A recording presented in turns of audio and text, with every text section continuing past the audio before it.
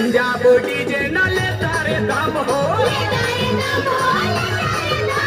सम्राट DJ भी नहीं के अब कम हो, पंजाब डीजे न